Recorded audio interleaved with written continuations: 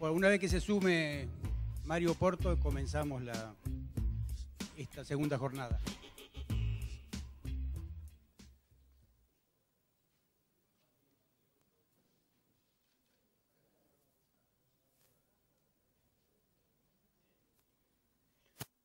Bueno, mientras tanto se acerca Mario Porto al panel, le digo que, bueno, agradezco la presencia de todos ustedes. Para otros paneles hay otros compañeros presentes. Está Daniel Reposo, que ha tenido ayer una jornada en Clarín importante.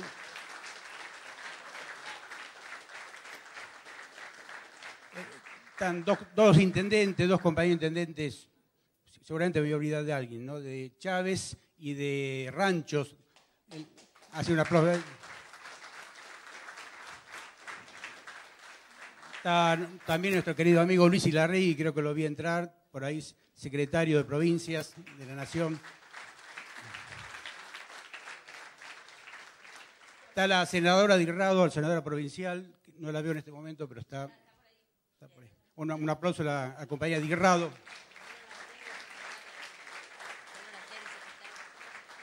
Prosecretario del Senado, Lanteri, está también con nosotros, así que vamos a pedir un aplauso. Y por supuesto, concejales, amigos, compañeros. Y se ha sumado Mario Porto, así que vamos a decir simplemente que estamos viviendo jornadas muy hermosas. Esta es la segunda parte de este viernes. Va a haber dos paneles luego más con importantes disertantes también. Así que simplemente decir, ¿quiénes están?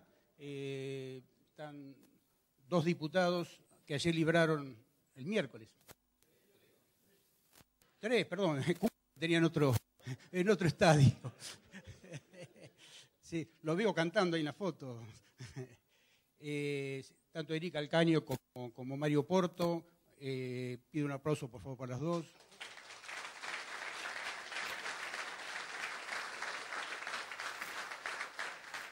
Bueno, a nuestro vecino, que lo vemos bastante seguido, Diego Bocio, que nos facilita todo este tipo de tareas.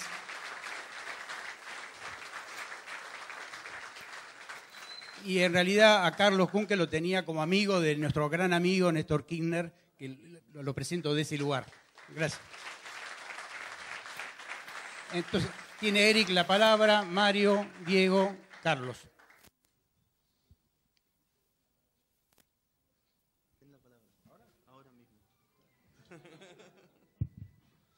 Eso es lo bueno del peronismo, siempre da sorpresas.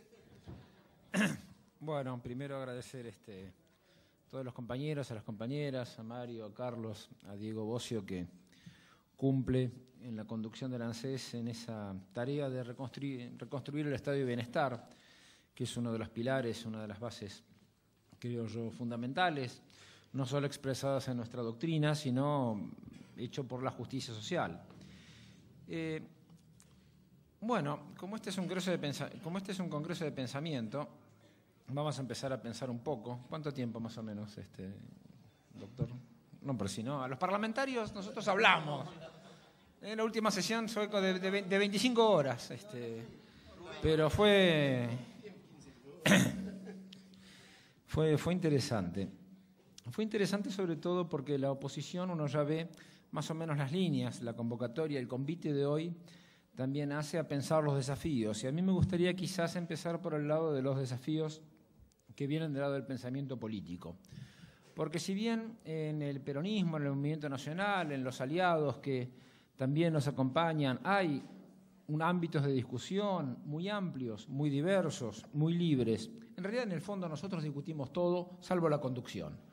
Si nosotros no discutimos la conducción, de la conducción para abajo, todos somos cuadros auxiliares y tratamos de llevar lo mejor de nosotros mismos y de aportar lo que creemos son las mejores ideas. Pero como hablar de nosotros mismos al final nos termina enamorando de nuestras propias ideas y enamorándonos de nosotros mismos y de la sociedad, lo que me gustaría evocar rápidamente es tratar de esbozar algunas líneas que marcan el pensamiento de la oposición hoy, porque sinceramente, y con todo afecto y con todo respeto, me parece un pensamiento peligroso. Me parece un pensamiento peligroso porque en la sesión esta que tuvimos, en la cual lo que decíamos, y como lo expresaron muy bien diputados de nuestro bloque, lo que queremos es que los jueces, el organismo que elige a los jueces, mejor dicho, en vez de ser 300, 600 o 1000, las personas que elijan a aquellos que tienen que elegir a los jueces, sean los millones de ciudadanos y de ciudadanas. Lo cual no es una cosa demasiado estrambótica. Al final somos bastante razonables en nuestros planteos. Fíjense ustedes que un muchacho como Roosevelt, que tuvo que gobernar su país, Estados Unidos, después de una crisis económica muy importante, y que fue electo 4 veces, lo cual es interesante, porque los procesos de cambio precisan de liderazgos claros, que duran en el tiempo. Si no, siempre vamos a tener del lado de la oligarquía esa cuestión de especular con que los mandatos duran poco y que ellos van a permanecer. Antes decían que ningún ministro podía resistir 3 tapas de Clarín. Bueno, vamos a ver si la oligarquía se banca 3 gobiernos populares, o más. Que es por lo que queremos y lo que deseamos. Y este muchacho Roosevelt tuvo problemas con la Corte Suprema, porque le fallaba en contra. Claro, el tipo quería que el Estado interviniera en la economía, paliar la gran depresión que había, aumentar el empleo, y la Corte Suprema ahí estaba de su país permanentemente obstaculizándola. Hasta que, por una cuestión generacional, él empezó a poder nombrar jueces, pero los nombraba él. Era el presidente el que nombraba a los jueces de la Corte Suprema, y no pasaba nada. Y así pudo desarrollar las políticas que, bueno, le permitieron seguir el interés nacional de su país. Con lo cual, también fue demostrado por otros compañeros diputados, con mucha pertinencia, que los jueces, como a veces no aparece, pero son humanos, y está bien que tengan opiniones políticas y que puedan desarrollar sus opiniones políticas. Uno no los pide que sean así vírgenes vestales, sino que al contrario digan qué intereses defienden, lo cual es lógico. Cuando nosotros nos sentamos en la bancada del Frente para la Victoria, bueno, nosotros decimos de qué lado hablamos y qué valores defendemos, y está bien, lo que no se puede hacer es engañar. Además es mal negocio, porque el engaño se percibe, se siente, se huele. Y es en ese sentido que nosotros fuimos al debate de estas 25 horas, seguros de nuestra verdad relativa, a confrontar con otras verdades relativas en un marco institucional marcado por el sufragio universal, y nos encontramos con un discurso que creo yo es muy complejo, que los militantes del movimiento nacional tenemos que analizar, porque es un discurso jodido. No es un discurso en el cual yo no estoy de acuerdo con la reforma que hacen porque me parece mejor tal otra cosa, yo sí estoy de acuerdo. Entonces debatimos en un ámbito, en ese estomeson del que hablaban los griegos, en el cual, en la polis, la política, uno va dirimiendo opiniones, pero sobre la base de que todo el mundo tiene derecho a expresarse. Y lo que nosotros nos enfrentamos en todo ese tiempo fue a un corte de lo político, casi diría a una terminación, a una paréntesis de lo político por parte de las fuerzas de la oposición, sobre la base de que nosotros somos totalitarios, fascistas y nazis, lo cual era un poquito fuerte. Dicho así en 2 minutos, en 1 minuto, no es tan grave. Escucharlo durante 20 horas seguidas pone nervioso a cualquiera, sobre todo por la injusticia que se hace a las verdaderas víctimas del totalitarismo, del fascismo y del nazismo, tanto en el mundo como en la propia patria, donde han sido los militantes del campo popular los que lo han sufrido.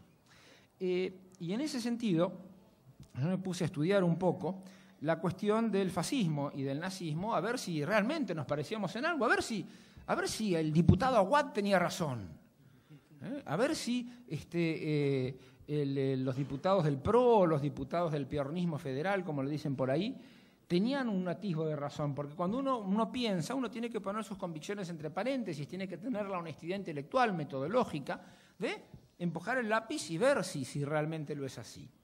Y entonces uno ve claramente que tanto el fascismo italiano, el fenómeno del fascismo en Italia, que venía de una guerra, de la Primera Guerra Mundial, de una profunda decepción a nivel nacional, de que se habían sentido estafados, de la cantidad de muertos y lo que había sucedido y lo poco que habían obtenido, pero al mismo tiempo de cómo las fuerzas populares en Italia se iban desarrollando, se iban organizando, y los sectores medio altos para arriba veían que la incorporación de la tecnología, el aumento de la productividad, la modernidad que llegaba, hacía que esas fuerzas, que los pueblos, cada vez se empoderaban más y que había que frenarlos de algún modo. Entonces de ahí sale el fenómeno fascista en Italia para contener a las masas, para contener al pueblo, como un fenómeno claramente de los sectores medios y de los altos y de los sectores altos. ¿Cómo hacemos para que la negrada esté disciplinada? Y de ahí surge el fascismo, de ahí surgen las bandas fascistas, de ahí surge la violencia, los asesinatos de diputados que no pertenecían al mismo bando. Y resulta que un muchacho también muy inteligente, muy hábil, muy diabólico, podríamos decir, con el cual poco tenemos que ver, un tal Mussolini, crea permanentemente el caos y las condiciones del caos para legitimar lo que era un grupúsculo. Y de hecho, los sectores oligárquicos de Italia dicen, bueno, usémoslo para contener a las masas. Y así es como Benito Mussolini es electo primer ministro de Italia con 33 diputados sobre más de 500 o 600. ¿No? Teléfono para lo que les gusta del régimen parlamentario. Porque fue electo con el apoyo de todos los partidos medios de lo que sería, digamos, acá la parte más reaccionaria de la sociedad. Y después el tipo hizo lo que hizo, todos lo conocemos y todos sabemos de sus desmanes y de sus desastres. Pero sobre todo la idea era contener a los sectores populares para que no pudieran acceder a todas las ventajas que la vida moderna iba dando y sobre todo contenerlos para que no pudieran tener un ejercicio pleno de sus derechos cívicos. Pasamos al otro ejemplo, mucho más gravoso, que es también el ascenso del nazismo, y uno ve y uno lee, y más o menos es lo mismo. Los sectores poderosos de Alemania, que había perdido la Primera Guerra Mundial, que había sido humillada por el Tratado de Versalles, al cual le habían encajado una deuda externa terrible, son un grupúsculo, los partidos más populares, que en Alemania en ese momento eran los socialdemócratas o los comunistas, que tenían una fuerte presencia. Los sectores de poder, los sectores concentrados, los monopolios, dicen, bueno, a estos tipos hay que frenarlos. Bueno, usemos estos loquitos de camisa parda para armar dispositivos de frenar a las masas, de frenar al pueblo. Fíjense, además, Alemania e Italia eran dos países que llegaban tarde al reparto colonial, porque todos los países europeos fueron totalitarios, nada más que algunos lo fueron en Europa y otros lo fueron en el resto del mundo. Eso Kipling lo llamaba la dura tarea del hombre blanco, que consistía básicamente en matar a los indios, a los africanos, a los pueblos del tercer mundo en nombre de la civilización, y no pasaba nada. Leopoldo II de Bélgica, uno de los más grandes criminales y genocidas que la historia conozca, liquidó 10 millones de negros en el Congo. Era propiedad de él el Congo, ni siquiera de Bélgica, que ya es un país chiquito y aburrido, y encima ese tipo liquidó 10 millones de personas y tiene estatuas, nombres, calles con su nombre. Es decir, los países europeos inventan esta cuestión del totalitarismo, que cuando se aplica para afuera se llama colonialismo y cuando se aplica para dentro de Europa, eran los fenómenos fascistas y nazis que conocemos, como nos ha tratado la oposición ayer durante 25 horas seguidas. Entonces, uno piensa, ¿y nosotros qué pasó con esta cuestión del siglo XX, del aumento de la productividad, de la inserción de la tecnología, de la modernidad? Y descubrimos súbitamente que de México hasta el sur hubo movimientos como el de Lázaro Cárdenas, como el de Getúlio Vargas, como el de Juan Domingo Perón, que exactamente a la inversa de los movimientos totalitarios europeos, lo que buscaron fue la incorporación de las grandes masas populares a los beneficios que podía dar la tecnología, el aumento de la productividad, la modernidad. Y es eso lo que no se bancaron nuestras propias oligarquías. No se lo bancaron con Hipólito Yrigoyen, que permite el acceso de los sectores medios a la política argentina. No se lo bancaron con Perón, que permitió el acceso de la clase trabajadora a los derechos plenos. Estos muchachos que hablan tanto de instituciones y de constitucionalidad aceptan que se haya borrado de un plumazo la Constitución del 49, una de las más avanzadas para su época y para ahora. Entonces, en realidad no se bancan a Néstor, no se bancan a Cristina. Entonces ellos toman ese argumento, nos tildan a nosotros de totalitarios, pero nosotros estábamos sentados en nuestras bancas, dispuestos a discutir las reformas, dispuestos a debatir. Y son ellos los que empezaron a gritar, son ellos los que empezaron a insultarnos. Pero cuidado, esa violencia simbólica no es gratuita. Esa violencia simbólica es el requisito inmediato, anterior a la violencia física. Y eso es lo que nosotros como militantes del campo popular tenemos que analizar. Porque en este enrarecimiento del cierto clima político hay que leer a la mañana lo que dice Clarín o lo que dice Nación para que nosotros, legisladores, tengamos a la tarde el discurso de la oposición. ¿Dónde quedaron esos radicales que hacían revoluciones como las de 1890 y 1905? ¿Dónde quedó ese partido socialista que, aunque Gorila trataba de armar alguna cuestión? No, hoy es el odio, hoy están habitados por el odio. Entonces agarran el listado de insultos que les proveen los medios y nos los endilgan.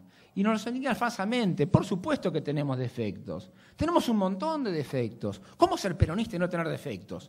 Mire, si usted es peronista y no tiene defectos, háblelo en terapia. Claramente, algún defecto tiene que tener.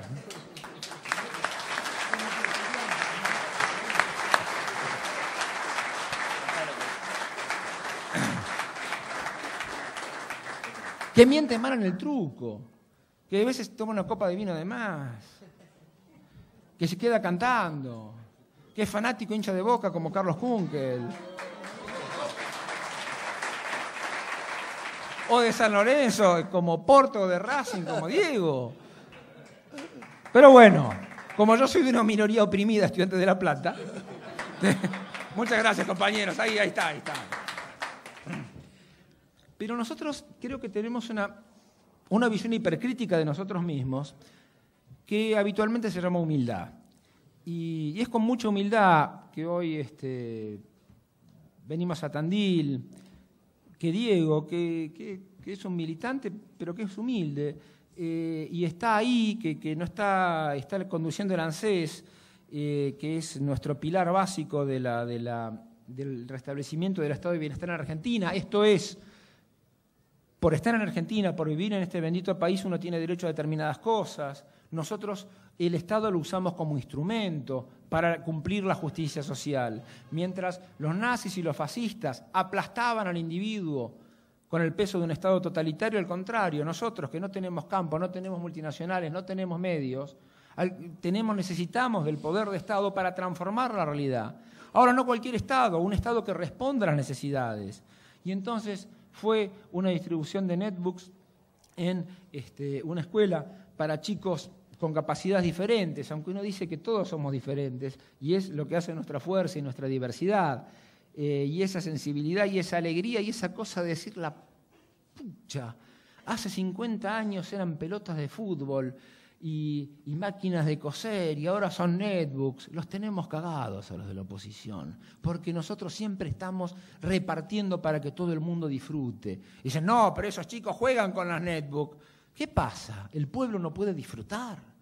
¿No podemos pasarla bien? ¿No podemos estar entre amigos?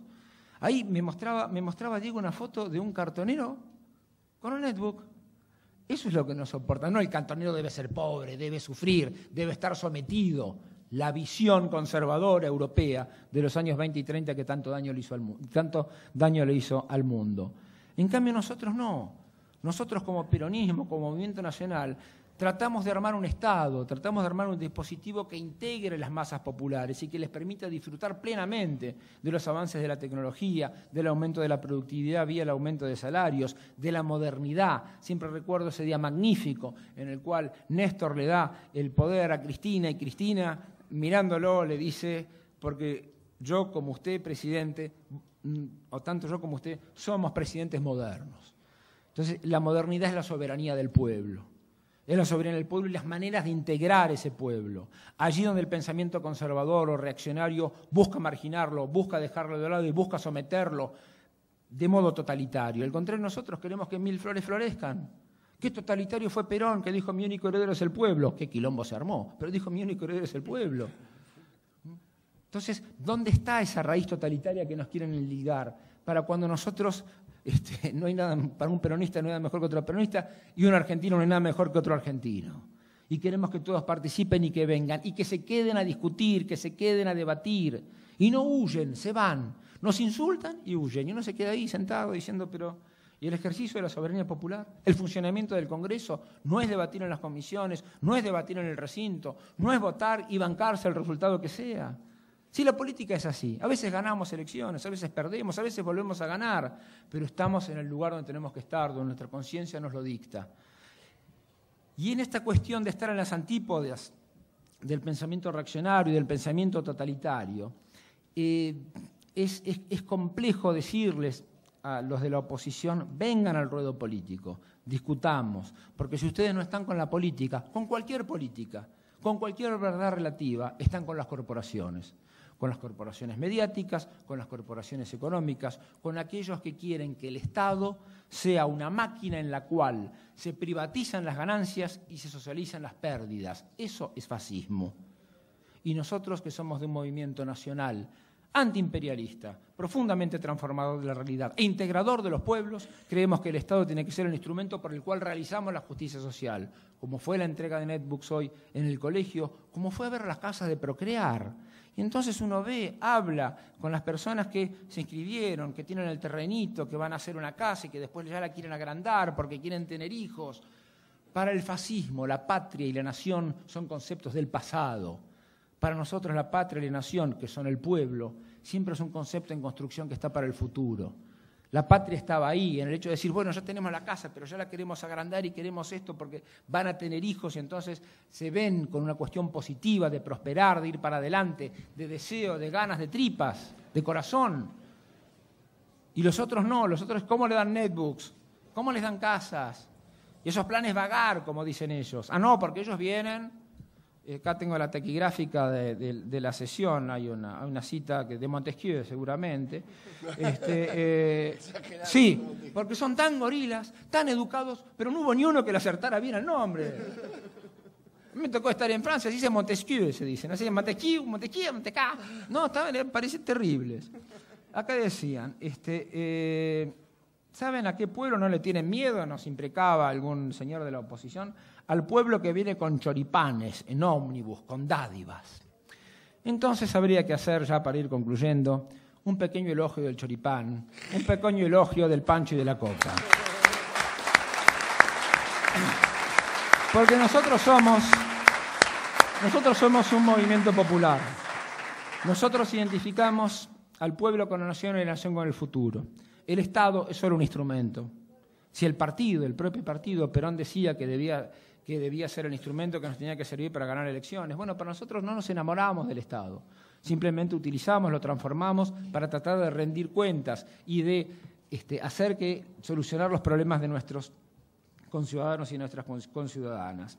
Y entonces sí, a veces hacemos manifestaciones porque los peronistas tenemos esta cuestión gregaria de que nos gusta estar juntos, nos gusta compartir, nos gusta el humo de los choripanes, tipo película de Solanas cuando era peronista, pero esa cuestión de fiesta, en periodismo en La Plata, cuando se cerraron las jornadas, había una cuestión de fiesta, había una cuestión de estar bien, la gente bailaba, estábamos cansadísimos, pero estábamos felices, había felicidad en el ambiente, era una cosa muy, muy linda. Y a veces sí hacemos marchas y a veces los compañeros viven en lugares alejados de donde se realiza efectivamente la concentración y entonces hay que prever micros, claro, porque, a ver, el mango cuesta y entonces uno tiene que prever el transporte de los compañeros. Ahora los compañeros, como suelen además tener malas costumbres, tener esposa, hijos y esas cosas, sí, a los periodistas también les gusta eso, cuidado. Bueno, esposa o significante otro, digamos, u otra. Entonces también hay que prever que venga toda la familia, porque la gracia de la fiesta popular es la familia también, que estemos todos contentos. Y claramente si van a pasar un día al centro de la ciudad de Buenos Aires hay que prever las viandas, porque los vamos a tener cagados de hambre. No, entonces, obviamente, esas son cosas de logística que uno organiza, pero realmente qué pobre idea del género humano y en el fondo qué pobre idea de ellos mismos que tienen, que piensan que por un pancho, por una coca, por un chori o por una magnífica copa de vino compartida con grandes compañeros uno puede conquistar un ápice de lo que sea. Qué poco conocen el género humano, qué lástima. Eso demuestra que quizás no sean malos sino simplemente brutos, pero con perdón de los brutos desde ya. Y es en ese contexto que yo quiero reivindicar a los compañeros y a las compañeras que sí, que van a pasar un día al centro para estar bien, para estar entre iguales, que no importa que seas diputado, concejal, militante, no importa, estamos todos juntos, la estamos pasando bien, tenemos una conductora que, por Dios, dentro de 50 años, 100 años, los libros de historia van a tener capítulos enteros dedicados a Néstor y a Cristina. Y permítaseme una pequeña digresión. Esta oposición que en el Congreso a veces habla bien de Néstor, ¿por qué carajo no lo aprovecharon en vida? ¿Por qué no lo aprovecharon cuando lo tenían? Ahora no, porque Néstor tal cosa, Néstor tal, ¿por qué no lo aprovecharon?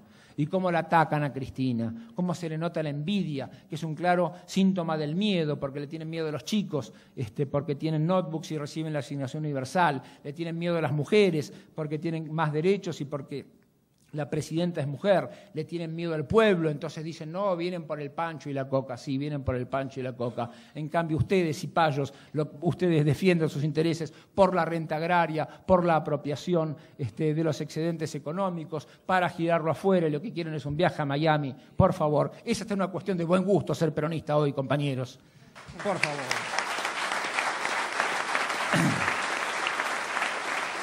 Entonces, nada más que agradecer. Pensemos, creo que es muy importante el pensamiento nacional, creo que es el pensamiento original, el pensamiento rico. Uno puede estar más bien a favor de un autor o más bien en contra, pero creo que en los últimos 100 años, 200 años, el pensamiento federal popular, el pensamiento irigoyenista, el pensamiento peronista, nuestro pensamiento es el que ha logrado las polémicas más interesantes, los avances más importantes en la reflexión. Hay que seguir cultivándolo.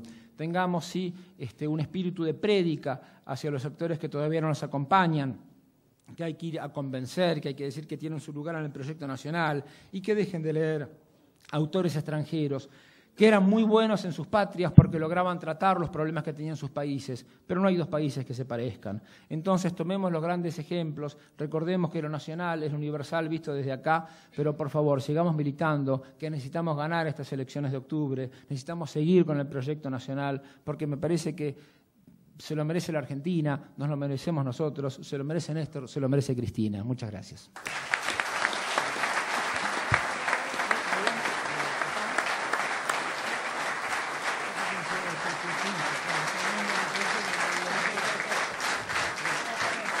Mientras le damos la palabra al compañero Mario Porto, quería dos cosas decirles. Una, que esto está siendo transmitido por radio digital, así que va llegando a otros lugares. Y por otro lado, pónganse en lindo porque también salen imágenes que se están televisando. Así que está saliendo en este momento por televisión también, para todos lados. La otra, que se encuentra con nosotros también Osvaldo Papaleo, por el cual pido un aplauso.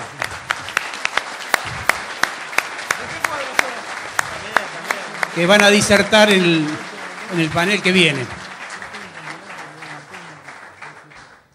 Bueno, muy buenas tardes, compañeros. Un gusto estar de nuevo aquí en Tandil y en este encuentro que se hace anualmente del pensamiento nacional. La propuesta que nos habían hecho para este panel era hablar de la década ganada. Voy a encarar mi exposición no pensando exclusivamente en la década ganada como se piensa en forma inmediata cuando uno habla de la década ganada, que es la década ganada en la sociedad argentina y en el país, con una gestión de gobierno que pudo revertir la situación de la Argentina, en contraposición con lo que podíamos llamar las décadas perdidas. Tal vez la década perdida ha sido la década del 80 y la década del retroceso y la restauración conservadora en los 90. Y que seguramente, bueno, a lo largo de este Congreso ustedes van a ir construyendo esa idea de la década ganada a partir de las conquistas y de los avances que se dieron en la Argentina a partir del año 2003 con el gobierno de Néstor Kirchner y que se continuaron con el de Cristina. Y voy a encararla, no por ese lado, aun cuando de ninguna manera se puede soslayar ese lado, y hablar algunos minutos sobre la década ganada para el propio peronismo. Porque creo que también esta década fue ganada por el movimiento nacional justicialista y para el movimiento nacional y popular en Argentina. Porque en la década de 80, con los grandes esfuerzos que hicieron muchísimos compañeros en la Argentina, en el movimiento nacional, dentro del peronismo, pero fue una década de una gran impronta socialdemócrata. Yo digo, la socialdemocracia conservadora, y los 90 fue una década de una impronta neoliberal, como todos sabemos y como muchas veces repetimos. Con lo que yo creo que Néstor Kirchner llegó al gobierno no solo para salvar a la patria, que estaba realmente en una situación de crisis y de posible hasta disolución, porque no tenía soberanía, no tenía moneda, no tenía un gobierno central que pudiese ejercer el poder, y una crisis inmensa del presidencialismo en la Argentina y por lo tanto de su estructura política. No solo vino a salvar a la patria, también vino a salvar al peronismo. Vino a salvar al peronismo de que fuera el partido de la derecha en la Argentina, que el peronismo se transformara en el partido republicano a la norteamericana o en el partido popular a la española. Y me parece que, por lo tanto, es una década ganada de recuperación del peronismo en su mayor raíz histórica. El peronismo que nace en el 46 es síntesis y es alianza de clases, ¿no?, de la Argentina de medio del siglo XX. Néstor Kirchner lo que viene a hacer es una nueva síntesis y una nueva alianza de clases dentro del movimiento nacional. Y me parece que ahí es donde se empieza a ganar la historia dentro de nuestro partido, que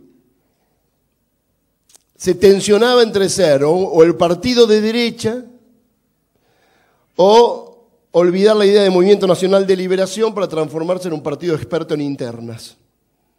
La verdad que el peronismo se había transformado en una escuela de dirigentes para ganar internas.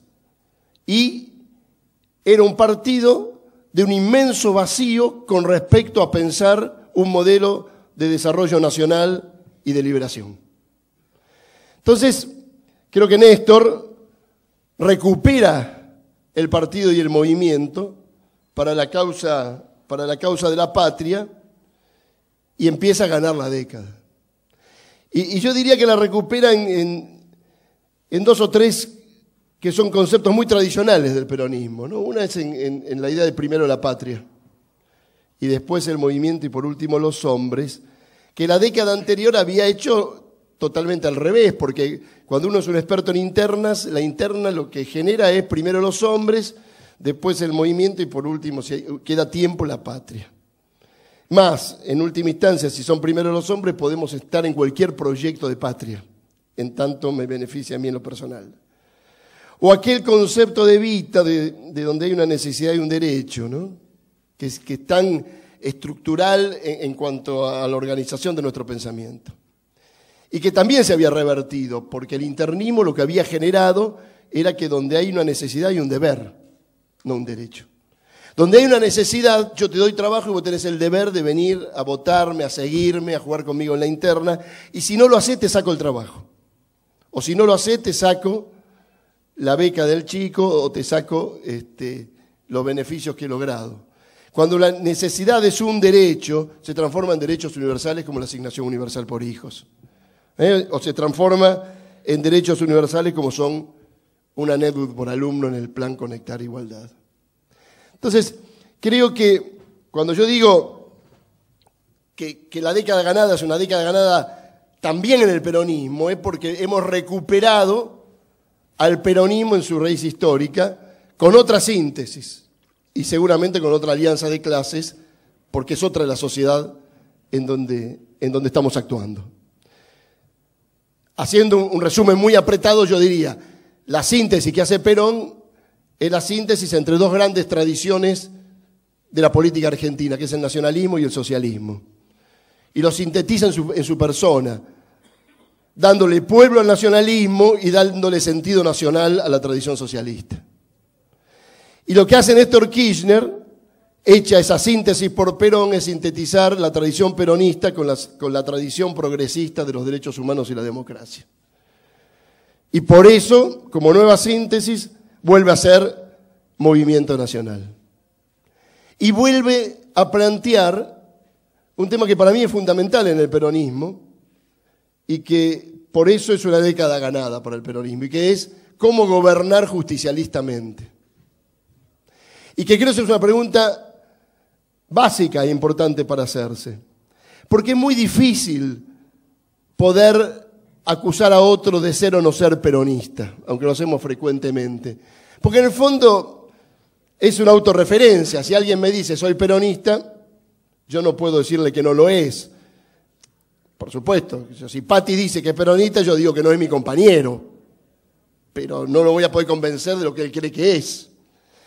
Pero me parece que la clave, y por eso me parece que es bueno para analizar el menemismo, en donde uno no puede quitar que hay raíces y desarrollo del peronismo en ese proceso histórico que se da, pero que no soporta la pregunta de cómo se gobierna justicialistamente, qué es gobernar justicialistamente, qué es gobernar poniendo la justicia como eje ordenador de la política de gobierno.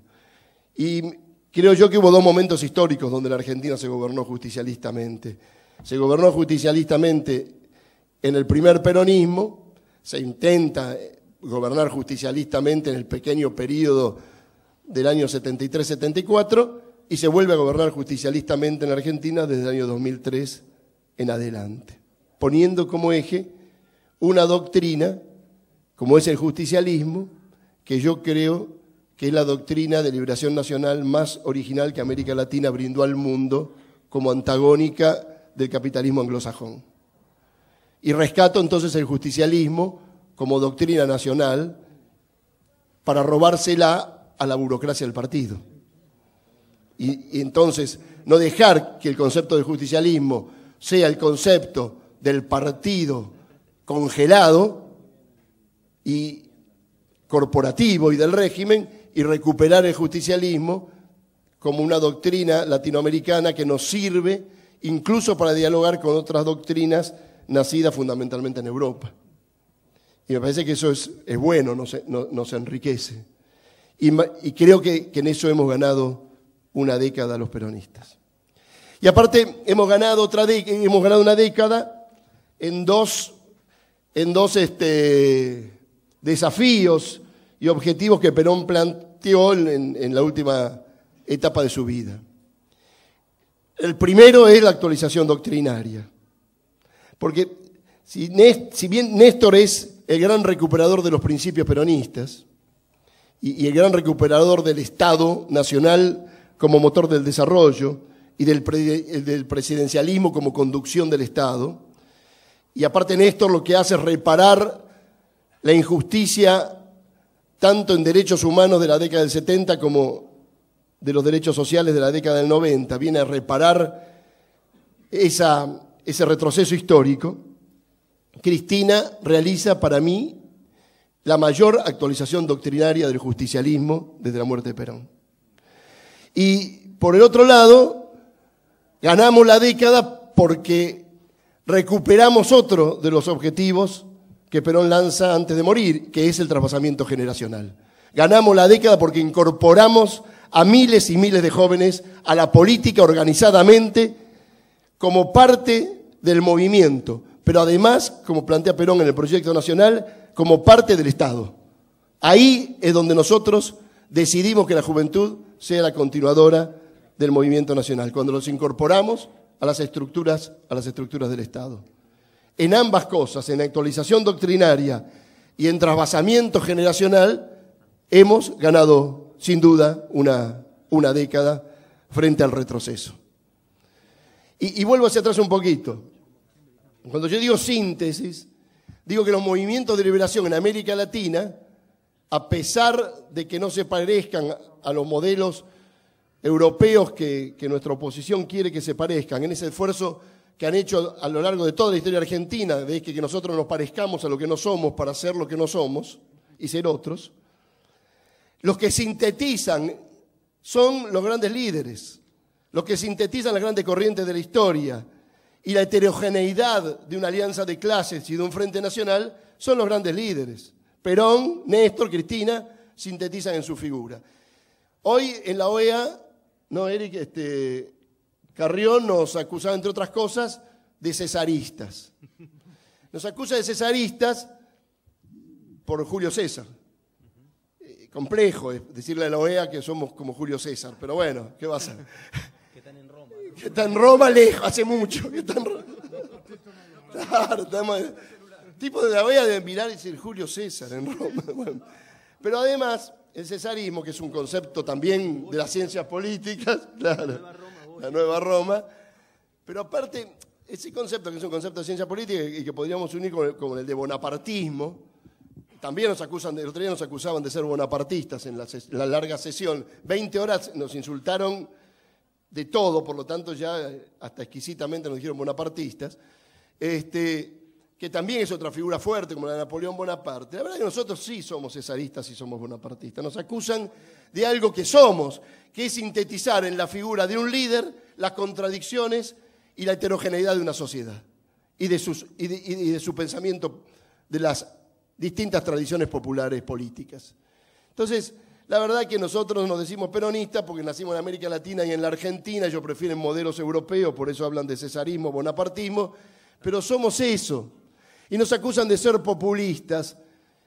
Y la verdad que ellos usan de insulto lo que nosotros recibimos con orgullo. Y sí, somos populistas. La verdad que pensamos que donde está el pueblo las cosas funcionan mejor y donde no está el pueblo las cosas funcionan peor. Y somos estatistas porque creemos que cuando hay Estado, los humildes se benefician y cuando no hay Estado y hay mercado, se benefician los más enriquecidos. En eso también hemos ganado una década, porque estas palabras dichas hace 10 años hubiesen sido más difícil de entender. Porque en estos 10 años el peronismo ha ganado en representatividad. Y eso también es ganar una década. Hoy nosotros cuando nos sentamos en una mesa, cuando se sienta la presidenta en una mesa a negociar con las corporaciones nacionales o con las corporaciones internacionales, sabemos a quién representa. No estamos confundidos a quién representa. Nosotros sabemos que representa los intereses de la patria y los intereses de las mayorías populares. Y hemos ganado en representatividad. Y a ninguno de nosotros, los más conocidos, los menos conocidos, a ninguno de nosotros que somos producto del voto popular o de la decisión de la presidenta, también que emerge del voto popular, nunca nadie en la calle nos va a insultar diciéndonos yo te voté y no fallaste. Y los que nos insultan son los que no nos votaron, por lo tanto tenemos intacta nuestra representatividad política. Y en eso también hemos ganado, porque la verdad que hace una década todos los que estamos acá nos confundíamos a quién estábamos representando cada vez que nos sentábamos en una mesa de negociación. Y creo que también es una década ganada doctrinariamente al continentalismo, porque el justicialismo es como doctrina de la expresión política histórica en la Argentina, que es el peronismo y que nos identifica a todos, ha vuelto a pensar continentalmente. Y esa es otra década ganada, que el peronismo vuelva a pensar continentalmente, que vuelva a pensar el mundo desde América Latina, que vuelva a pensar el mundo desde la integración y no desde la desintegración, que vuelva a saber que el destino nuestro se juega en la Argentina, pero también se juega en las elecciones de Venezuela, en las elecciones de Ecuador, en las elecciones de Bolivia, en las elecciones de Chile o del Uruguay, o la del propio Paraguay, donde todos hemos sentido un retroceso, que es la continuidad del golpe a Lugo. Bueno, es una década ganada doctrinariamente. Pensamos continentalmente porque formamos parte de un movimiento cuya doctrina es una doctrina mestiza que piensa al mundo civilizatoriamente desde América Latina. Y la piensa América Latina como civilización. Y entonces hemos ganado en eso. Ya lo hemos ganado con respecto al europeísmo, a la Argentina blanca, a la Argentina litoral o a la Argentina avergonzante o avergonzada de sus vecinos, a la Argentina europea o a la Argentina que quiere tener relaciones carnales con el imperio. Para mí, ahí hay una década ganada. Hemos ganado una década en soberanía y hemos ganado una década dentro del peronismo como defensa de la soberanía. Del peronismo privatizador pasamos a ganar una década del peronismo que recupera la riqueza acumulada por su pueblo durante años. Y eso es ganar en soberanía. Y hemos ganado una década dentro del peronismo desde los principios sociales que cantamos en la marcha, desde los derechos universales. Y eso me parece que es muy importante, ¿no? Pasar de políticas focalizadas, que lo único que eran era amortiguar, políticas focalizadas que eran amortiguar las injusticias de un modelo injusto a su vez económicamente, a generar un modelo económico, como decía Néstor Kirchner, nuestra política social es el modelo económico. Por lo tanto, los derechos son derechos universales. No reparamos con políticas sociales focalizadas las injusticias del modelo, sino que lo que hacemos son políticas universales. Me parece que este es otro gran tema. Hemos recuperado el peronismo pensando que el empleo es el organizador de la sociedad. El pleno empleo es el organizador de la sociedad. Y el pleno empleo es el organizador de la economía. Por lo tanto, subordinamos la inflación a que haya pleno empleo en la Argentina. Y cuando hablamos de economía, hablamos de economía de modo general, no de una de las variables de la economía que es la inflación. Hablamos del sistema. Y nos parece que no subordinamos el trabajo de nuestros compañeros a que se cumplan las variables que el capital internacional decide. La verdad que hemos ganado doctrinariamente una década en donde nosotros podemos volver a cantar con bastante tranquilidad combatiendo al capital. Porque no que combatimos al capital desde el sistema capitalista, sino que combatimos al capital corporativo, al capital concentrado y al capital que no le da beneficios al pueblo argentino. O sea, lo que hemos recuperado es pensar el peronismo como una ideología que discute cómo se distribuye la renta nacional. Discutimos cómo se distribuye la renta agraria, discutimos cómo se distribuye la renta mediática. Y cuando discutimos distribución de renta, la sociedad cruje, como cruje en Venezuela cuando se distribuye la renta petrolera, o cuando Evo discute cómo se distribuye la renta gasífera. Cuando en América Latina se discute cómo se distribuye la renta, la sociedad se tensa y aparecen los voceros de los intereses del capital concentrado, que ni son ellos el capital concentrado. Eso es lo que a uno le daba patetismo el otro día en las 20 horas de discusión en el Parlamento. Porque si fueran ellos el capital concentrado, bueno, están defendiendo intereses concretos, ahora ser empleados del capital concentrado. Y a veces ni recibir guita del capital concentrado, sino aparecer en la página 4 de un diario para poder defenderlo con ahínco, realmente es el retroceso de la política. Nosotros creo que hemos ganado mucho en eso, ¿no? en lo que es la renta, en lo que es la democratización. El peronismo ha vuelto a entender que la política se construye desde la organización social, no solo desde el partido. Hay una construcción social de la política. Hemos ganado una década en eso también, en la construcción social de la política. Y termino diciendo, hemos ganado en el relato, porque nos critican el relato. Hemos ganado en el relato, también somos un relato, porque somos parte de una continuidad histórica y entonces estamos orgullosos de ser parte del relato. De un relato dificultoso, porque es el relato de construir una identidad cultural para lograr una tarea muy ardua que es la unidad de América Latina, que es el continentalismo. Y para eso hace falta relato. Y para eso hace falta identidad cultural y identidad histórica. Y eso fue el Bicentenario. Entonces, eso es otra década ganada. Yo digo para terminar, porque nos pedían futuro, pero yo tanto no me animo, pero digo, para terminar, creo que con esta base enorme hay que ampliar la base social del poder. Que el objetivo de octubre es uno solo, que es fortalecer con una elección contundente el poder de Cristina, como presidenta, pero fundamentalmente como jefa política del movimiento nacional. A partir de eso ella va a marcar la estrategia de futuro. Porque la verdad que los peronistas y el resto de los compañeros del movimiento nacional somos difíciles, heterogéneos, contradictorios, no peleamos, somos un movimiento, avanzamos, retrocedemos, tenemos dificultades, somos policlasistas, somos intrageneracionales, multiculturales, pero no dudamos que la estrategia política la marca la jefa del movimiento. Y el que quiera poner una estrategia política que no sea la del jefe del movimiento, lo que está disputando es jefatura política, no está disputando futuros cargos de gobierno, está disputando jefatura política. Me parece que ese es el esquema de futuro. Yo creo que hay que pensar el futuro con frescura, que el relato no nos tape el futuro, que el relato sea el trampolín para pensar agendas nuevas de futuro, que eso es lo que nos va a pedir sin duda la ciudadanía. Creo que tenemos que creer más que nunca que todos unidos triunfaremos,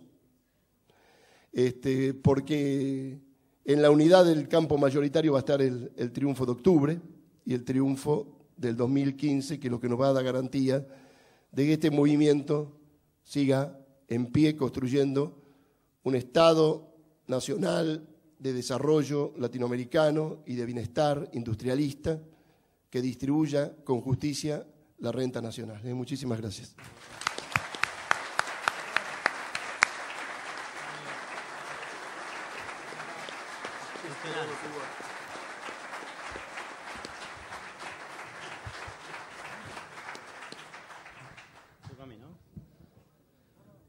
Bueno, compañeras, compañeros, la verdad que gracias por invitarme a participar de este 7º Congreso, Rubén, al equipo, a todos los intendentes, diputados, senadores, funcionarios, Daniel, síndico general de la Nación, de la Presidencia de la Nación. Bueno, muchas gracias por acercarse. La verdad que hablar después de dos parlamentarios que tienen la característica de la parla va a ser muy difícil poder igualar sus... Los dos hablamos el otro día. No, claro, por eso, estaban con necesidad de expresarse. La verdad que humildemente les digo gracias por permitirme participar con 3 diputados que son para nosotros un orgullo y una clara representación de la capacidad de cuadros políticos que pueden desarrollar, adoctrinar, pensar, proponer, reflexionar sobre lo que nos ocurre a los argentinos, sobre el futuro y sobre cuáles son las bases de nuestra doctrina. Y bueno, ser parte de este panel para mí es un verdadero orgullo, así que muchas gracias. Me gustaría, yo tengo algunas ideas, muchas de las cosas las dijeron tanto Eric como Mario, pero me gustaría escuchar de ustedes 2 segundos, a ver si 4 o 5 de ustedes me podrían decir con una palabra o al menos 2 palabras, si tuvieran que caracterizar esta década ganada, ¿cómo la caracterizarían? Porque hay cosas para reflexionar, pero quiero escucharlos también 2 segundos a ustedes. No quiero hacer un debate, pero me gustaría que alguno levante la mano y diga, para mí, los últimos 10 años hay una palabra que es tal. ¿Estamos en condiciones? Y si no, ¿no se animan? Martín García, compañero, a ver. Recuperación, muy bueno. Yo iba a hablar de recuperación, así que... Inclusión. Patria. Evolución. Libertad. Igualdad. Ampliación de derechos. Dignidad. Sueños. Está haciendo bien la tarea la jefa. Está adoctrinando la jefa. ¿Saben por qué pasa esto? No, está bien, porque son todas cosas que cualquiera de nosotros hubiésemos agarrado como eje central de un discurso. La diferencia entre un líder y un caudillo, ¿cuál es? De un líder como Cristina, ¿cuál es? Que adoctrina. Que efectivamente tiene la capacidad de hablar 3 horas en el Congreso de la Nación y prestarle atención de la primera a la última palabra sin comerse una sola S Pero no solo eso, que es envidiable de la capacidad intelectual que tiene nuestra presidenta, sino cómo explica cada una de las decisiones. Las explica porque detrás de eso hay una líder que entiende que hay que adoctrinar a sus dirigentes y al pueblo en un sentido, en un proyecto colectivo. Y eso es lo que está ocurriendo. Por eso somos el único proyecto político que es el peronismo, que viene a recuperar las banderas históricas del peronismo, que seguramente hay un discurso monolítico, porque efectivamente nuestra jefa está adoctrinando. Por eso nuestras palabras, las palabras que dijeron ustedes, las podría usar cualquiera de nosotros en un discurso. Y eso es lo que ocurrió en la Argentina en los últimos 10 años. Empezamos a recuperar la patria, empezamos a ser normales, empezamos a ganar. No solo recuperamos el peronismo, Mario, que la verdad que estoy absolutamente convencido, recuperamos la política. Recuperamos la política. ¿Y saben cuál es el principal muestra de la recuperación de la política? Que los jóvenes estamos interesados en la política, que vibramos por la política, que vibramos por la vocación de lo público, que tenemos ganas de participar, que tenemos ganas de luchar, que tenemos ganas de transformar. Y el peronismo movilizador en ese sentido, porque el peronismo tiene en esencia la transformación. ¿Por qué estamos discutiendo o debatiendo estos días la reforma judicial? Podríamos tener actitudes mucho más conservadoras. Sí hemos logrado muchísimas cosas, porque eso todavía sabemos que falta mucho. Y que estas cuestiones no son cuestiones aisladas. Primero, que tenemos profunda vocación de transformación. Segundo, que para consolidar lo que decía Eric de ese chico que es cartonero y que estaba en un sulky y que tiene la oportunidad de formarse con una computadora, igual que el chico que vive acá a la vuelta y que el papá es ojero, y que para nosotros es un verdadero ejemplo de justicia social y de igualdad de oportunidades, y un verdadero ejemplo de peronismo en todas sus palabras, que es la misma instancia de que cuando venían los trenes a Tandil con máquinas de coser, con pelotas de fútbol, con zapatillas para los chicos y le devolvían una sonrisa a nuestros chicos, es la misma historia de recuperación. Tiene todo que ver con todo, no son hechos aislados. Recuperar, entender que la justicia tiene que legitimarse de una manera distinta, tiene que ver con un proceso político de recuperación de los valores de la justicia social. Hemos recuperado la política, hemos recuperado el Estado, hemos recuperado el peronismo, que es recuperar la política, hemos recuperado la dignidad a partir del trabajo, hemos recuperado la soberanía. Luis Ilarregui contaba un tema que dice que lo fascinó de Kirchner. Yo no voy a contarlo porque dijo que él no quería contar anécdotas en ese sentido. Pero sí voy a hacer referencia al contexto. Kirchner, antes de ser presidente, hace una maniobra política para complicar una situación de aprobación de una norma que exigía el FMI. Hemos recuperado la soberanía política, la soberanía económica en la Argentina. Ya no viene más Anup Sin a decirnos qué tenemos que hacer en la Argentina. Nosotros decidimos el futuro por nuestros propios medios, con nuestras ideas, con nuestro esfuerzo, con nuestras ganas. Acá había ministros de Economía que decían que había provincias que eran inviables. ¿Cómo podemos decir en la Argentina que hay provincias que son inviables? ¿Saben qué pasa? Que se había perdido la política. En definitiva, el peronismo había perdido su esencia, y cuando el peronismo pierde su esencia en la Argentina, se pierde la política, porque eso vamos a ser absolutamente francos. Entonces, había un ministro de Economía que dijo que la provincia de Santiago del Estero, La Rioja, Catamarca, eran inviables, que había que cerrarlas, donde viven argentinos que todos los días laburan y se rompen el lomo. ¿De qué estamos hablando? No había amor, porque la política es amor. La política es querer, la política, como dijo la presidenta el otro día, es patria, y patria es el otro. Eso es política, y eso es lo que se viene a recuperar en la Argentina en los últimos años. Se viene a recuperar la soberanía, nosotros decidimos cómo es nuestro destino. No tiene que venir nadie a decirnos qué hacer o qué no hacer, qué ley votar o qué ley votar. Ahora los legisladores, los diputados, los senadores, no votan las leyes del FMI, votan las leyes de la Presidenta de la Nación, que se pone a consideración del pueblo y de todos los argentinos. Vota la voluntad, exigen el voto de la voluntad popular, y eso es lo que está ocurriendo. ¿Y saben qué les molesta? Les molesta porque básicamente tenemos otros intereses, priorizamos otras cosas. Porque recuperar la política es también recuperar el Estado y es priorizar. Cuando uno gobierna, prioriza. Prioriza conforme a doctrina, conforme a pensamiento, conforme a valores, conforme a historia, conforme al colectivo, que es lo que nos explicaba Mario. Entonces, para nosotros no hay jubilados truchos. Para nosotros hay una prioridad, que es que los argentinos que tienen más de 60 y 65 años puedan jubilarse en la Argentina. Por eso, cuando yo le pregunto a un compañero, cuando le doy la jubilación, che, ¿dónde trabajabas? En el campo. Y tenía las manos duras de trabajar en el campo. Y le digo, ¿y aportaste? ¿Qué voy a aportar? En San Juan, entre La Rioja y San Juan en Chepe, cerca de Chepe. ¿Qué voy a aportar? No hay Estado. Trabajé toda mi vida. Tuve la oportunidad de ordenar los aportes, regularizar los aportes y gracias por jubilarme. Y ahora ese era un trabajador, no era un jubilado trucho. ¿Y el Estado qué hizo Néstor Kirchner? Priorizó, dijo, yo voy a incorporar 2,5 millones de nuevos jubilados a la Argentina que todos los meses van a cobrar en su cuenta gratuita universal previsional un haber jubilatorio para que nuestra política social sea nuestra verdadera política económica. Y eso es el peronismo en estado puro, eso es priorizar a los que más lo necesitan y a través de algo que es central, el derecho. Porque ¿sabés qué? Hicimos algo que devuelve la dignidad. No le preguntamos si nos votaba o no nos votaba, si vivía en San Juan, acá a la vuelta en Tandil o en Recoleta. Lo hicimos a través del derecho. Y eso también les molesta porque le damos dignidad y no le preguntamos si nos votan o no nos votan. Y eso es lo que está ocurriendo en la Argentina. Recuperar el Estado, la dignidad, la determinación de derechos, la expansión de derechos. Les molesta que entreguemos computadoras. Les molesta, no les gusta. No les gusta que goce el otro, no les gusta que el otro tenga la oportunidad de jugar con una computadora. ¿Y saben qué? Para nosotros es igualar oportunidades. Les molesta la asignación universal, por eso agarran y dicen que se va por la canaleta de la droga, del alcohol, que son vagos.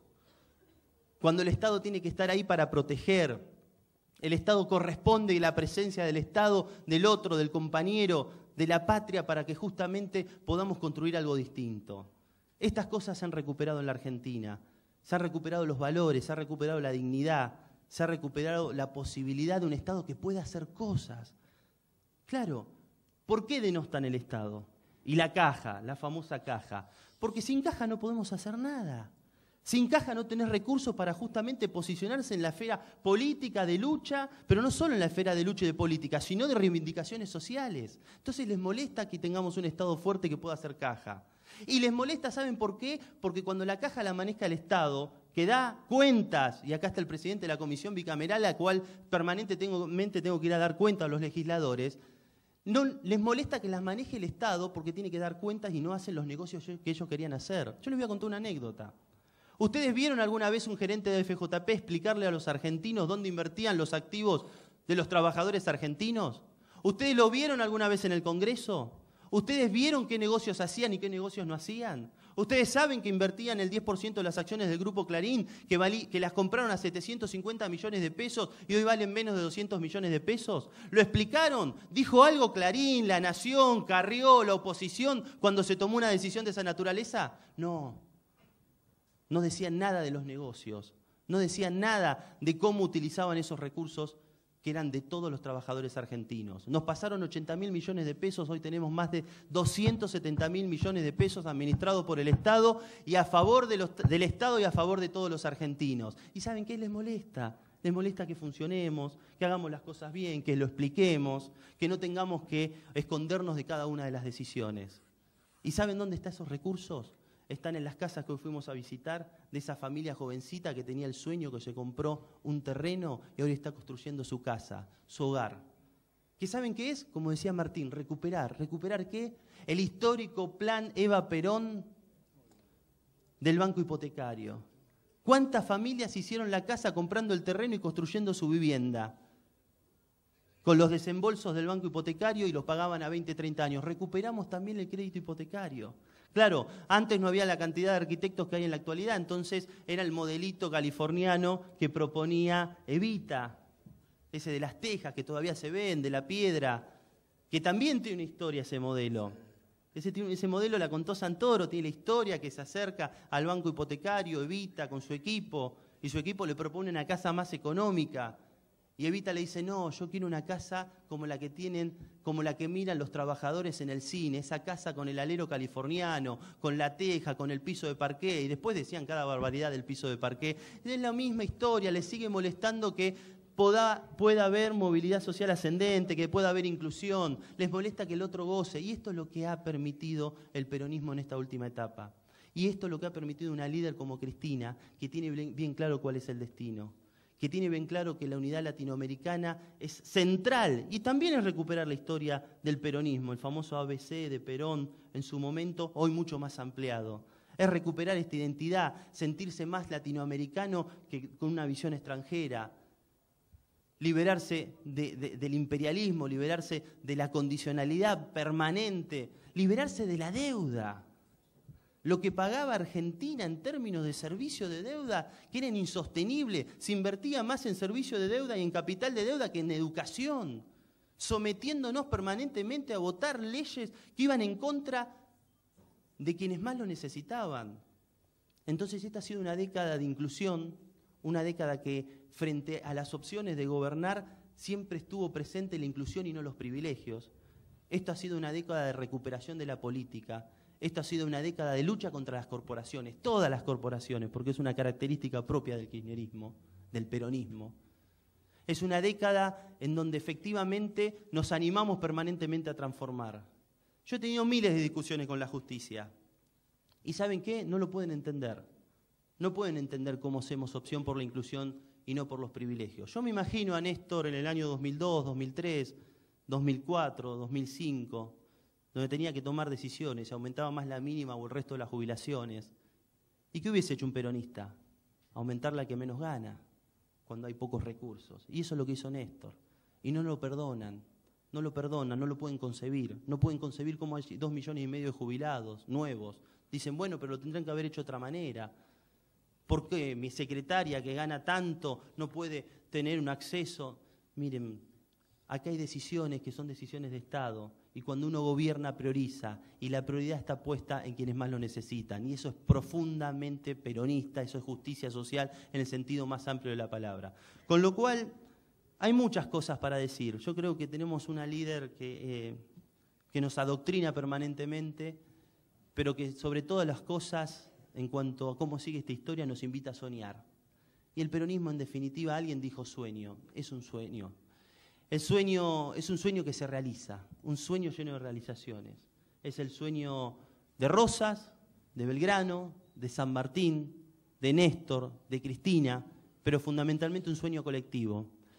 Y ese sueño colectivo tiene estas bases, tiene este adoctrinamiento, pero tiene algo que es mayor y que debemos ejercitar todos los días y es una invitación, que te conquista y te enamora el corazón. Y el verdadero peronista es aquel militante que todos los días golpea una puerta y convence al vecino, si es radical, si es de otro partido, si no está convencido de cuál es el verdadero camino. Ese es el peronismo que queremos, un peronismo que milita, que golpea la puerta, que enamora los corazones y que invita a que la Argentina tenga este camino, que es el camino de la inclusión, el camino de América Latina, el camino del desendeudamiento, el camino de más Estado, el camino de la opción por los más pobres y por quienes más lo necesitan. Y eso es recuperar no solo las banderas del peronismo, sino las banderas de la política y fundamentalmente las banderas de la Argentina y blanca, de esta Argentina que la queremos y que hay que cuidar todos los días y hay que seguir luchando para que siga creciendo y que cada argentino todos los días pueda vivir un poquito mejor. Muchas gracias, compañeros.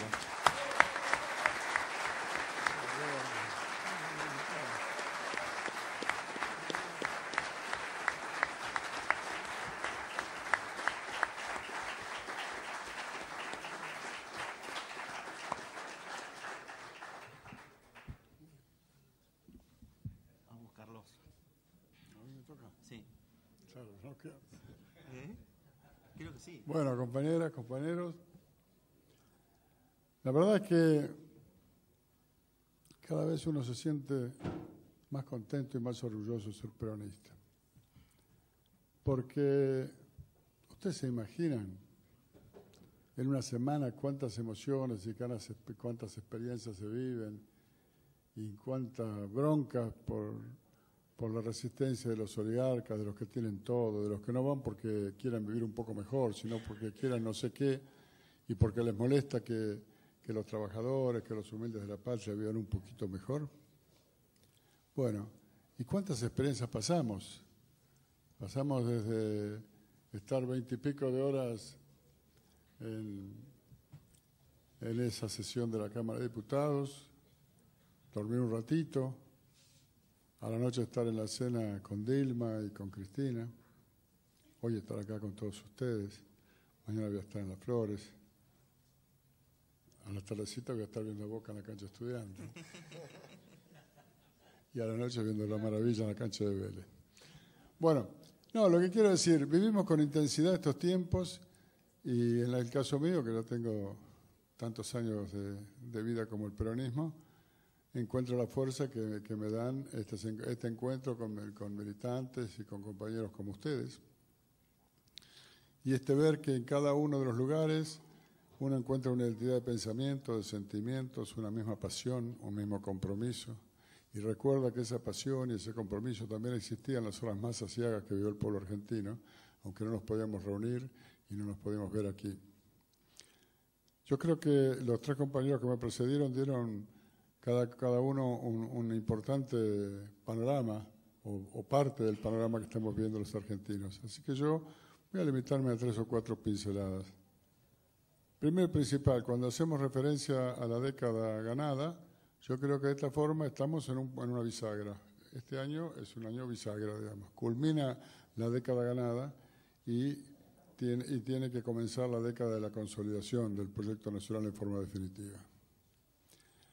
Miren, esto es importante para el peronismo, pero mucho más importante para la Argentina y mucho más importante todavía es para Sudamérica y para América Latina.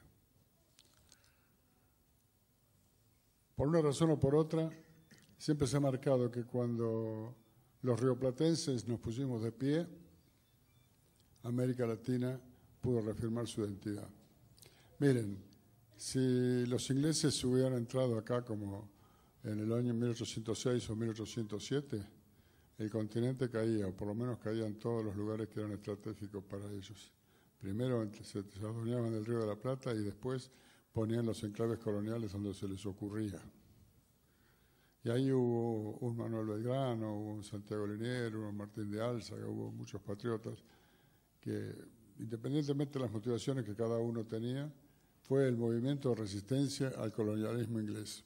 Después algunos eran más conservadores, otros eran menos, unos dependían de los intereses u otros, pero una cosa es discutir en casa y en familia, entre los de este suelo, cuáles son las mejores medidas que tomamos, y otra cosa eran los Rodríguez Peña, que fueron en realidad los que trajeron con mapitas y con cartitas a los ingleses y le dijeron por dónde tenían que desembarcar, pero sobre todo le dijeron por dónde se llevaba el tesoro Sobremonte para ir a robárselo, porque en nuestra historia de chicos nos enseñaban que qué mal había estado Sobremonte, que se había llevado el tesoro del virreinato, la caja, en lugar de dejárselo a los ingleses, y que qué patriota habían sido los alcahuetes de Buenos Aires que le dijeron está allá, está en Luján, para venir a buscarlo. Lo que nunca nos decían en los libros de historia que hicieron con esa guita.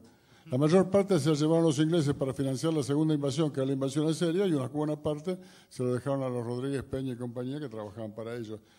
Pero bueno, ¿qué quiere decir? Nosotros tenemos que reafirmarnos en quienes fueron nuestros antecesores en el movimiento nacional y popular, defendiendo la cultura y a nuestro pueblo, cada cual con distinta expresión. Nosotros no siempre podemos tomar las expresiones teóricas o los escritos puntuales de cada uno, porque de última reflejaban la cultura y los valores reinantes en la sociedad en ese momento. Entonces, visto 200 años después, lo que sí está claro es que no le erramos nunca. Los ingleses, los enemigos de la patria rioplatense. Entonces, todos los que estaban cerca de los ingleses, antes, durante, ahora y en el futuro, bueno, esos son nuestros enemigos. Primera definición en el planteo internacional o lo que fuera. Después se fueron viviendo de distintas formas. En el Congreso Rivadaviano de 1825, los pocos federales que había planteaban el voto universal. Los rivadavianos, los unitarios, planteaban el voto solamente para los propietarios. A San Martín, cuando volvía en 1828, se tuvo que ir porque le avisaron que los rivadavianos lo asesinaban cuando desembarcaba. Los caudillos, a su forma, defendían los intereses de su pueblo, las artesanías, luchaban por defender. Rosas, que fue traído al gobierno con el apoyo de los estancieros de la provincia de Buenos Aires, cuando llegó al gobierno y cuando se empezó a poner en verdadera situación de estadista y a defender los intereses del conjunto, se le levantaron los propios tipos que lo habían apoyado al principio. Cuando sufrimos la derrota en Caseros contra el Estado esclavista de Brasil, qué cosa rara, habían venido a traernos la libertad a nosotros, pero no le daban la libertad a los esclavos que eran la base de su producción. Bueno, fue un retroceso muy grande. Y ahí empezó una etapa de genocidios de gauchos en el interior del país, genocidio de gauchos en la provincia de Buenos Aires, genocidio de los pueblos originarios, de los indios, porque la Constitución de 1853, que tanto la levantan como sacrosanta, que no se puede tocar, ya establecía el respeto a todas las garantías, pero para los habitantes de este suelo que llevaban 10.000 años ahí no había Constitución y fueron masacrados. Entonces esa es la realidad, los espacios después fueron ocupados por nuestros abuelos, así que ¿qué va a ser? Los indios que estaban asesinados y los pueblos originarios hoy en día estamos tratando lo que queda de ellos de devolverles en lo máximo posible la dignidad. Pero la Constitución estaba en 1853, pero recién empezó a tener alguna viabilidad de esperanza de futuro del voto de los argentinos a partir sobre todo de la Revolución del Parque, los radicales, en la época los radicales eran radicales, en 1890, y recién en 1916 hubo una elección que tuvo un resultado de ser un presidente popular, don Hipólito Yrigoyen, en 1916. La Constitución llevaba 63 años de vigencia. ¿Y saben cuánto duró ese periodo de voto ciudadano libre? 14 años, porque en 1930 la oligarquía, los conservadores, establecieron el fraude patriótico. Y ahí empezó el ciclo, que después nos vamos a referir, de la sacrosanta Corte Suprema de Justicia y el Poder Judicial, porque ellos convalidaron el golpe, le dieron un matiz de legalidad a todo el atropello de los derechos del pueblo argentino y lo sostuvieron. Y empezaron a acumular prebendas superiores a las que habían tenido hasta ese momento. A partir de 1830 para acá, todas las rupturas institucionales fueron avaladas por el Poder Judicial en su conjunto. No digo que no haya habido jueces que individualmente han tenido una actitud digna, pero el Poder Judicial, la Corporación Judicial, se fue fortaleciendo cada vez más sobre la base de esos abusos.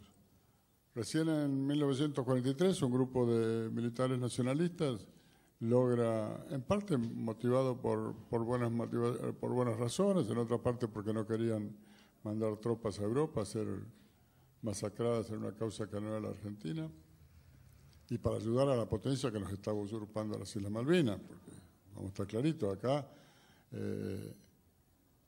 se hablan de las atrocidades de los totalitarismos en Europa, es cierto, las cometían.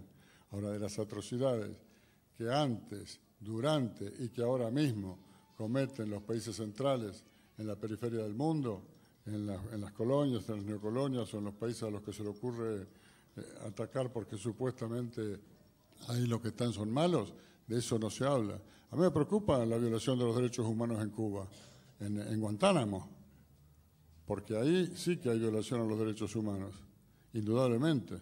El resto, lo que lo resuelven los cubanos, y ahí hay una usurpación de territorio. El peronismo y el Movimiento Nacional Popular siempre tuvo una profunda vocación inclusiva, de ampliar derechos y de incorporar, de acuerdo a lo que podía plantearse en cada estadio de desarrollo de las fuerzas productivas y de la sociedad, en cada uno de los momentos. Fue importante la participación que tenían los sectores populares en cuanto al acompañamiento al gobierno, por lo menos, o en cuanto a sus reivindicaciones durante los gobiernos federales. Fue muy importante el avance con el irigoyenismo. Fue muy importante que a partir de la década del 40 los trabajadores tuvieron una participación organizada, formal, entidad, y pudo producirse esa gran síntesis entre los hijos de los inmigrantes europeos que venían con algunas ideas de cómo se organizaban los sindicatos y los movimientos sociales, y los morochos que emigraban desde el interior con una adhesión y con una forma de seguir al caudillo o al líder.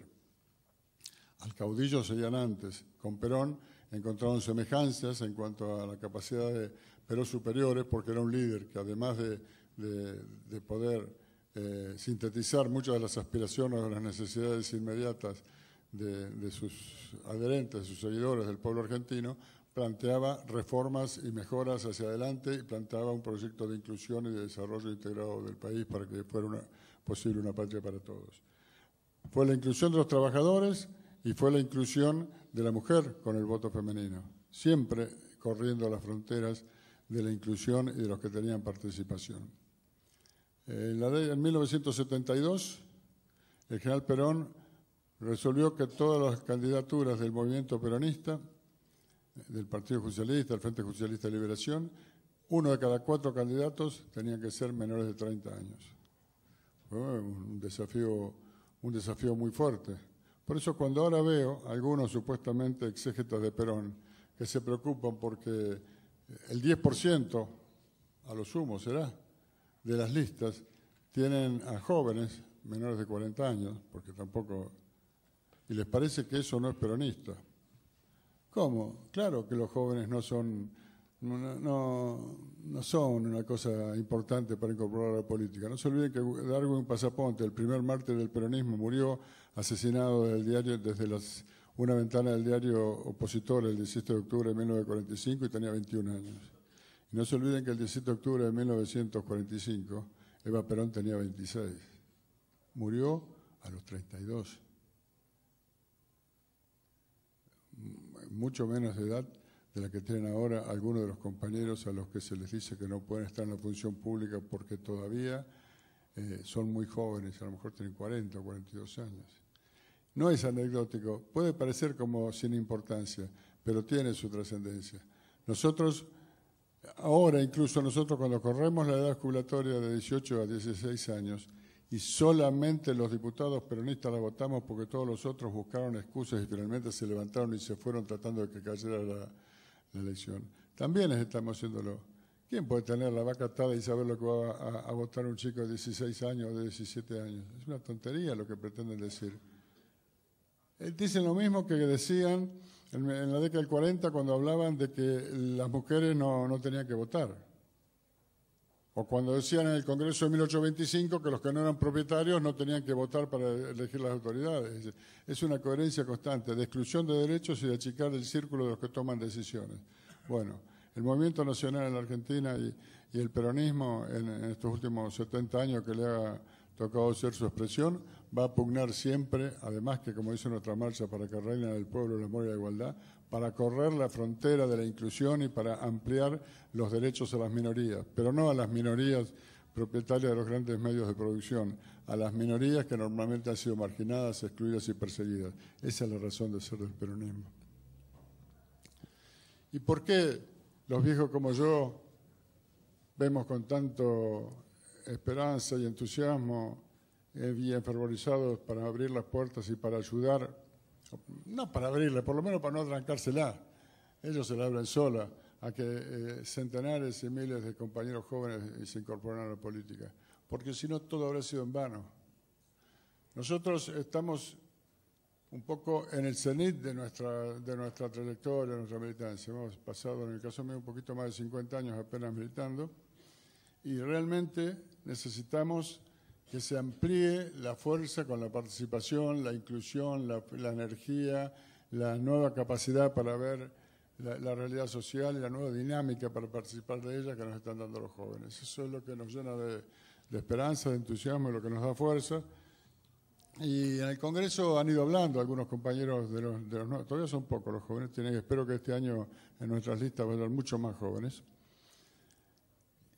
Y realmente iba hablando a veces uno, una vez uno, otra vez otro, con la tensión que les provocaba dirigir la palabra por primera vez ahí, con las provocaciones que por ahí pegaban a algunos de los muchachitos de enfrente que se ponen muy nerviosos cuando ven que los hijos de ellos no sé dónde están, pero los nuestros, los nietos, los hijos del vecino y todo están tratando de militar y tratando de encontrar el camino para consolidar este proceso.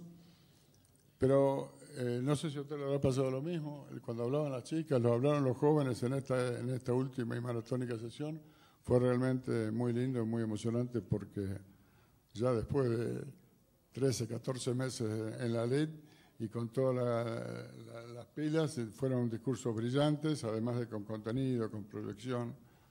Realmente yo no estuve prácticamente todo el tiempo ahí, alguna escapadita al baño, alguna escapadita a tirar la pierna por los pasillos del Congreso sin irme y volver, y esas 21 o 22 horas se nos hicieron muy, muy llevaderas, porque además éramos conscientes que estábamos cumpliendo un mandato, que estábamos cumpliendo con nuestro deber, y veíamos el odio y la impotencia de los que estaban enfrente. Pero mire, les voy a contar una anécdota.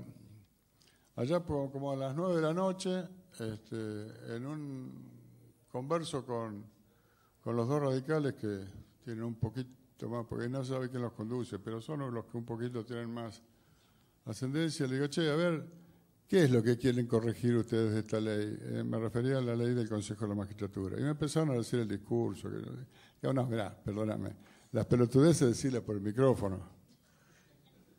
Yo soy grande, ¿qué me venía a hablar? Decime, a ver, escribime en 10 renglones qué son las cosas que tendría que corregir para garantizarles a ustedes poder participar, porque decían que no podían participar porque se les exigían esto, lo otro. Y bueno, haceme 10 renglones, decime cuáles son las condiciones que ustedes necesitan para poder garantizar y poder tener un papel más o menos digno que les permite llevarse la minoría, porque más de eso no van a llegar y va a ser por milagro. Yo los dije.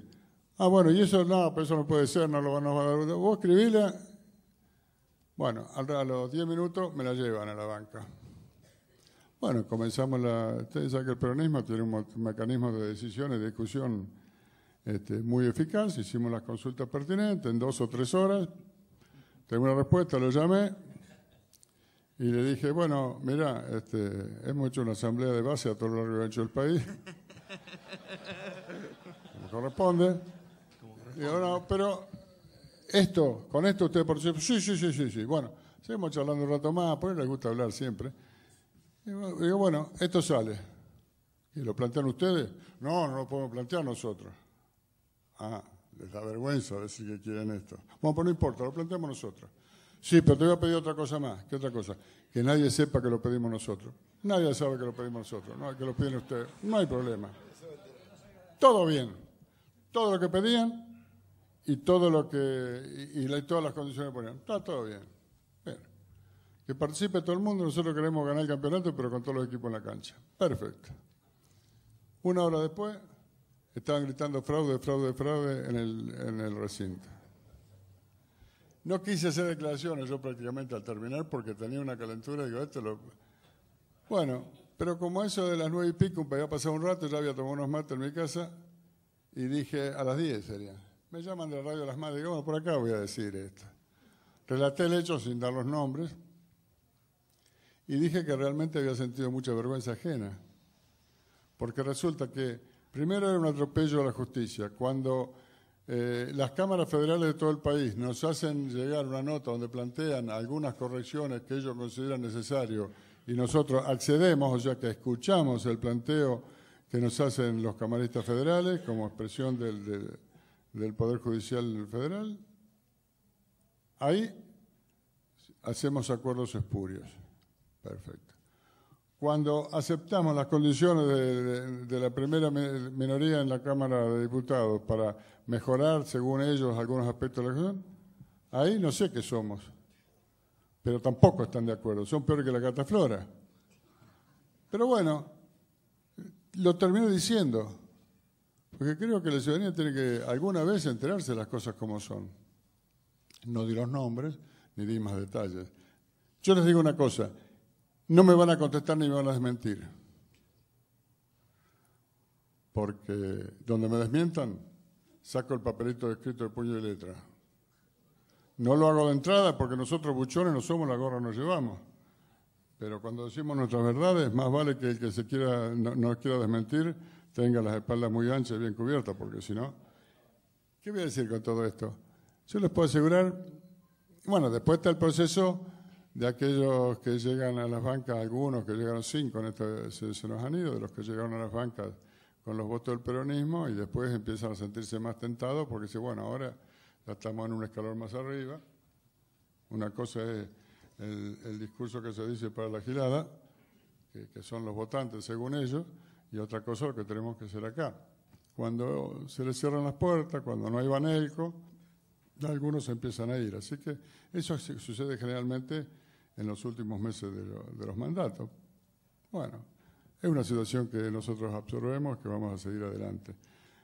Por eso les digo, estamos viviendo, más lo que dije también en las declaraciones con respecto a la actitud de los radicales, es que el periodista me hacía algunos conceptos descalificantes hacia la actitud de los radicales. Y yo lo salí a defender, digo, no, son bastante buenas personas, son honestos, el tipo no entendía, el periodista. Digo, lo que pasa es que ellos tienen toda la voluntad de sentarse y acordar y todo, pero salen de ahí, reciben una orden por teléfono y bueno, tienen que cumplir lo que les mandan. No pueden tener un compromiso político porque ni como partido ni como bloque tienen autonomía con respecto a sus mandantes, que son Roca de Techín, Magneto y media docena más de tipo, que son los que lo manejan.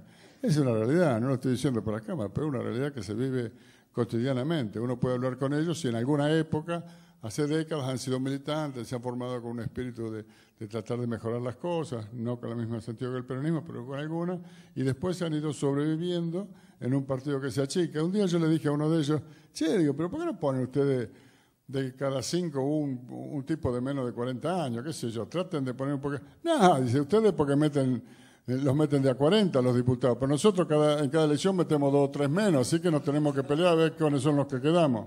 Bueno, así les está yendo al partido que fue fundado por Lenin y por Irigoyen, se ha perdido mucho. Pero esto lo digo para describir cómo es la situación que se está viviendo hoy en día en la política argentina. No encontramos atisbo de partido que pueda expresar orgánicamente, o por lo menos presentar una alternativa electoral, aunque no la exprese en forma constante, a todo ese sector de la ciudadanía que no está conforme con nosotros, que no está conforme con nuestra forma de gobernar. Acá debe haber un 25 o un 30% de la población que son gorilas, que son oligarcas o que son gorilas. Porque yo el incidente que tuvo Kicillof en el buquebús, el primer día no quise hacer declaración, al segundo tampoco, al tercero cuando me preguntaron, ya se había dicho todo, le digo, miren, yo la verdad que no creo que han sido oligarcas los que le quisieron hacer pasar un mal momento a Kicillof y a su familia en el buquebús. Porque ¿saben qué? Los oligarcas no viajan en clase turista en buquebús, van en vuelos privados a Punta del Este. Estos son simplemente gorilas medio pelo que quieren ser oligarcas, quieren expresarse como oligarcas, pero no les da el cuero porque no tienen capacidad para juntar la guita que han juntado los oligarcas. Es un medio pelo, como decía don Arturo Jauretche, y eso es lo que los lleva a tener ese tipo de actitudes cobardes y miserables, como el puntano ese que tiró la botella los otros días. Tarado, además, la tira agachándose, no se da cuenta que las cámaras están arriba, filmándolo. Bueno,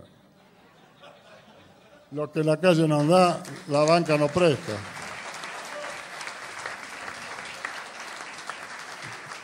Por sobre todas las cosas, estúpido. Hay cámaras arriba, ¿cómo la tiraba la botella agachándose? Bueno, esa es la realidad que tenemos.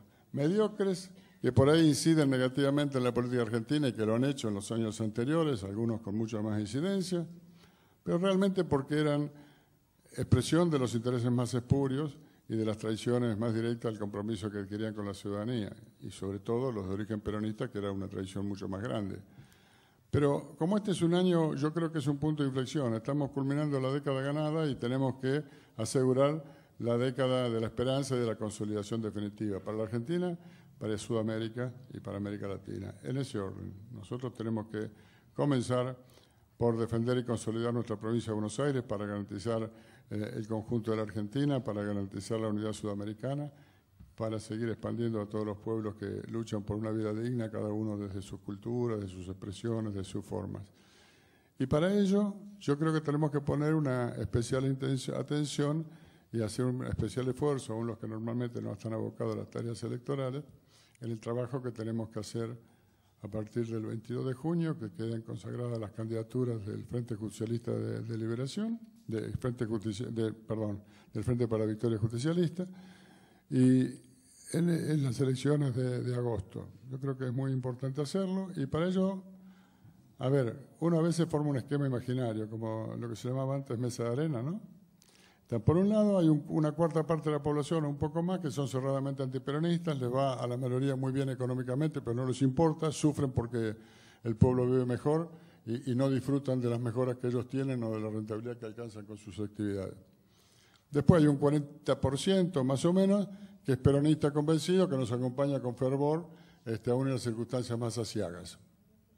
Y en el medio hay sectores que están escuchando propuestas, viendo cómo es la cosa, que claro, les influye mucho son influenciables mediáticamente por el bombardeo que tienen y por el descrédito de nuestras posturas, de nuestras posiciones. Nosotros eso, por lo menos tenemos medios de comunicación que nos garantizan que ese 40 y piquito % de fierro nuestro tiene acceso a la información, tiene acceso al conocimiento de las cosas. Le molesta mucho que Cristina comunique a la ciudadanía 3, 4, 5 veces por semana con sus discursos cuáles son las medidas y cómo las hacemos. Así que a los nuestros los tenemos bastante asegurados. Y además de la realidad, y además que boludos no son y saben las mejoras que han obtenido y saben lo que mal que les va a ir si vuelven los otros. Miren, el tercio o el cuarto más gorila son los que golpeaban las ventanas de los bancos en el año 2001 y 2012. No es que a ellos les iba bien con el otro sistema, les fue bien un tiempo y después les fue muy mal al final. Y 46.000 establecimientos rurales hipotecados en la Pampa Húmeda especialmente, que le levantamos las hipotecas con crédito subsidiado y todo, se lo levantamos nosotros y se lo habían quitado los otros. Y si además lo que pasa es que hay una historia de esa concentración de tierras que hubo en la Argentina durante 20 años o 30 años anteriores a nuestro gobierno. Porque no fueron marcianos los que se vinieron a comprar la tierra. Eran los que cuando se moría el vecino iban a tratar de llegar primero a consolar a la viuda a ver si le podían calotear el campo para cultivárselo ellos, para afanarle la cosecha. Hubo una cultura de mucha rapiña y de mucho individualismo y de mucho joder al vecino o al de 2 campos más allá, porque la concentración se hizo y los que están ahora son los que concentraron y la tierra antes la tenía alguien que no la tiene más. Pero bueno, problema sectorial. Yo lo que creo que tenemos que tener en cuenta es que nosotros, los militantes, los activistas, tenemos que dirigir nuestra prédica especialmente hacia ese sector intermedio de la ciudadanía que no vota naturalmente y espontáneamente al peronismo, pero que tampoco es gorila tan cerrado. Y nosotros tenemos que tratar de hacerlo y a eso se los conversa y se los convence de a uno, además de los medios, además de los discursos, ese tipo de cosas. Porque si no es fácil, nosotros podemos decir, bueno, Cristina tendría que haber dicho tal cosa en el discurso, aquel otro tal otro. Está bien que pensemos, cada peronista lleva en su mochila el bastón de mariscal, decía Perón, y está bien que lo hagamos. Pero un rato tenemos que pensar qué puedo hacer yo hoy para conseguir y convencer a un votante más. Si eso lo hacemos, de acá hasta agosto y hasta octubre, ya habremos avanzado bastante. Es imprescindible que de ese 41 o 42% asegurado de fierro que tenemos, lo subamos todo lo que podemos. Y cada voto es importante, cada familia a la que convenzamos es importante. Lo que tenemos que tener en cuenta en cada discusión que tenemos con el que no está convencido, que no tenemos que ganar la discusión, tenemos que ganar el voto. Tenemos que lograrle a través de al ser sinceros y abriéndole nuestro corazón, nuestra mente y nuestro propio ejemplo de vida y militancia, para que nos acompañe con su voto. Mal les va a ir a los argentinos, a todos los argentinos, no solo a los peronistas, y mal le va a ir a Sudamérica si hay un restablecimiento oligárquico en la Argentina. Cada vez que la oligarquía volvió a través de la violencia a tomar el poder en la Argentina o a través de la traición de los dirigentes del campo popular, volvió a tomar el poder en la Argentina, no volvió al punto anterior. Hizo retroceder mucho más la dignidad y los derechos del pueblo argentino de lo que había estado antes. Así que yo creo que eso es muy importante y ese es el objetivo que nos tenemos que fijar. Tratar de llegar al compañero de trabajo, al compañero de la actividad del club, de la actividad cultural, al compañero al que estemos sentados al lado cuando estamos esperando para consultar a un médico. Hay que tratar de evitar la confrontación y tratar de ver por la positiva cómo logramos el mayor acompañamiento posible. Yo creo que las encuestas se van a quedar cortas, yo creo que vamos a tener un resultado electoral realmente importante, pero hay que trabajar todas y cada una de las horas y todos y cada uno de los días, de acá hasta agosto en la primera etapa y de agosto hasta el 27 de octubre, porque los muertos se cuentan fríos y los votos con la urna abierta después de las 6 de la tarde. Esa es la tarea y la responsabilidad que tenemos. Todas las tareas que cada uno puede hacer en su ámbito de influencia está bien. El que está administrando y gestionando, tratar de hacerlo lo mejor posible y esforzarse lo más posible en esta etapa. Nosotros vamos a defender cada proyecto que mande la presidenta y ayer un par de ministros nos felicitaban en la cena, ¿no? Dice, bueno, prepárense, me dijo una ministra, dice, porque el paquete que estamos preparando, esta pelea que dieron ahora no es nada comparado con la que viene. yo dije, mira, no me la cuente para que pueda dormir esta noche, pero quédate tranquila que voy a dormir ilusionado, porque cuando a los peronistas nos dicen que hay un objetivo por el cual luchar para lograr mayores derechos para el pueblo argentino, mayor inclusión y para avanzar en la consolidación de este modelo de expansión productiva, de desarrollo con integración e inclusión social, es lo que da razón y nos da fuerza cada día para afrontar las tareas que tenemos encomendadas. Así que yo les agradezco mucho haberme permitido compartir estas reflexiones. Reconozco y sé perfectamente desde que empecé a hablar que con los 3 expositores que había tenido antes habían cada uno redondeado aspectos de lo que es la realidad que afrontamos, que es muy importante, pero por eso me fui un poquito por lo anecdótico, porque me parecía que merecíamos acordarnos un poquito de algunas de las cosas que hemos protagonizado en los últimos tiempos y seguramente prepararnos porque vamos a... Por suerte, ya les digo, tenemos cada vez más jóvenes que están agarrando la tacuara y andando. Entonces, yo me acuerdo que cuando empezamos a militar en la Federación Universitaria Nacional en La Plata, en la Facultad de Derecho, me contaban, y después enseguida lo conocí, que había alguien que ahora ya no tiene pelo y que está sentado ahí, es Chacho Taboada, que también había militado antes en momentos que era más difícil todavía, porque yo no les cuento lo que era en la década del 60 hablar de peronismo en una facultad. Pero ¿saben una cosa? En toda la historia de la Universidad de La Plata, que primero fue provincial y después nacional, ya debe tener como 120 años, 125 años, ningún egresado de ninguna carrera de la Universidad de La Plata había llegado jamás a la presidencia de la Nación. De la agrupación que fundó en la Facultad de Derecho Chacho Taboada y media docena más, ya coronamos 2 presidentes. Y éramos poquitos.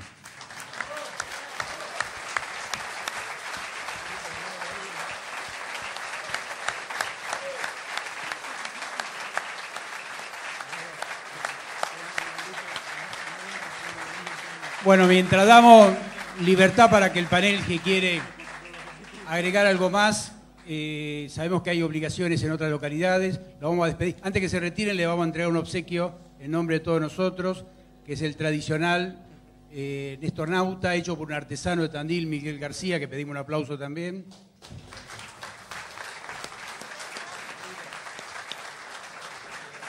Decirle que vamos a hacer una pausa para el otro panel, va a descansar un poquito y el otro panel enseguida. Se ha incorporado el intendente de Tapalqué, el compañero, vamos a pedir un aplauso también al intendente de Tapalqué, que está por acá con nosotros. Y Kunkel muy bien ha nombrado al Chacho Taboada, que ha sido intendente de Gesell en los primeros tiempos. Gracias, Chacho, también por estar con nosotros.